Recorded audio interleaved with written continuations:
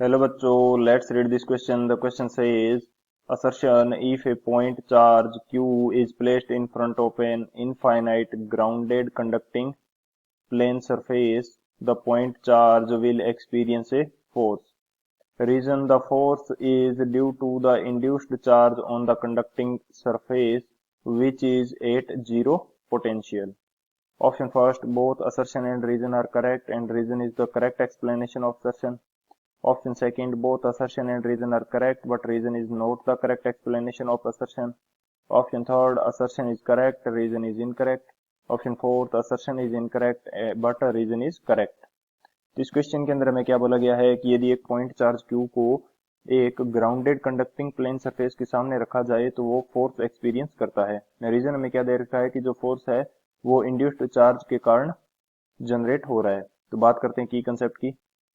तो की कंसेप्ट के अंदर हम लोग डिस्कस कर लेते हैं कि यदि हमारे पास दो चार्ज हैं डी डिस्टेंस के ऊपर रखे हुए तो इनके बीच में फोर्स कितना लग रहा है. यदि मैं यहाँ पे Q1 चार्ज की बात करता हूँ एंड ये मेरे पास Q2 चार्ज है, दोनों डी डिस्टेंस से सेपरेट किए गए हैं, तो इनके बीच में जो कूलम्ब फोर्स है वो कितना लगेगा.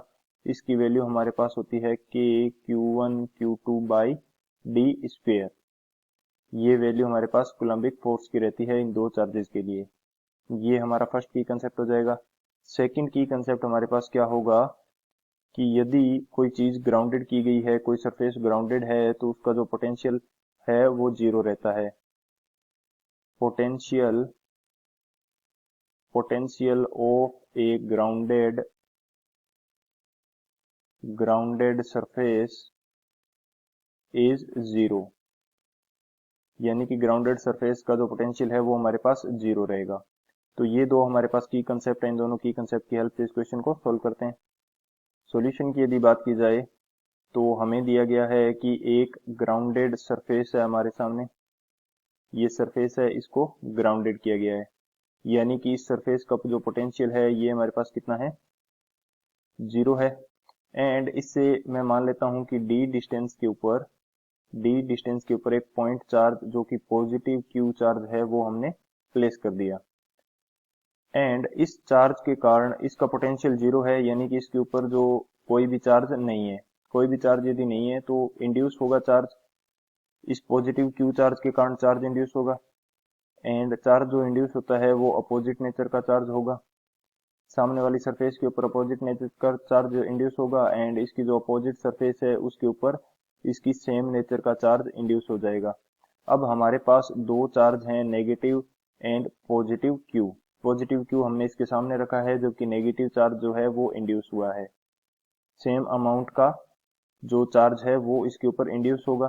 तो अब बात करते हैं फोर्स की. कूलम्बिक फोर्स हमने डिफाइन किया कि दो चार्ज यदि डी डिस्टेंस से सेपरेट किए गए हैं तो उनके बीच में कूलम्बिक फोर्स कितना होता है, K Q1 Q2 by D square. अब यहाँ पे Q1 में मान लेता हूँ कि मेरा पॉजिटिव Q चार्ज है, एंड Q2 मेरा क्या है, negative Q by D square. तो ये फोर्स जो है इसकी वैल्यू कितनी आएगी, फोर्स आएगा हमारे पास minus K Q square by D square. Negative sign हमें शो कर रहा है कि ये जो फोर्स है वो अट्रैक्शन का फोर्स है.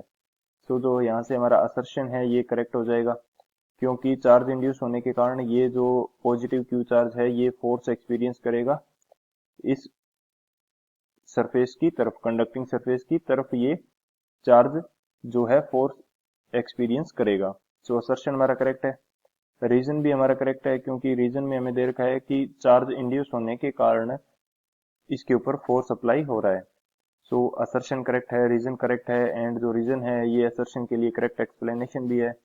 तो कौन सा ऑप्शन हो जाएगा यहाँ से, जो फर्स्ट ऑप्शन ए है, both assertion and reason are correct and reason is the correct explanation of assertion. So option A is the final answer. I hope you understood it well. Best of luck. Thank you.